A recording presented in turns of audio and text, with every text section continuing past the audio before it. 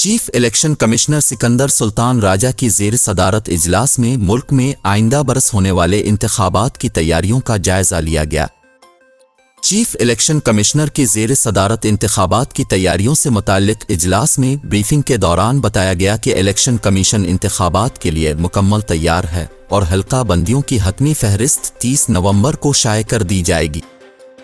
Election commission का कहना है कि इब्तिदाई हल्का बंदियों पर तमाम उज़्रदारियों पर इलेक्शन कमीशन ने समाअत मुकम्मल कर ली है। हतमी इंतखाबी फहरिस्तों की प्रिंटिंग नादिरा में जारी है। इजलास में बताया गया कि सियासी जमातों की मशावरत के बाद ज़ाब्ता अखलाक की इलेक्शन कमीशन ने मंजूरी दे दी है। ज़ाब्ता अखलाक का बाज़ाब्ता नोटिफिकेशन आइंदा चंद रोज़ में जारी कर दिया जाएगा। ख्याल रहे कि इलेक्शन कमीशन ने 8 फरवरी 2024 बरोज़ जुमेरात को मुल्क भर में आम इंतखाबात कराने का ऐलान कर रखा है।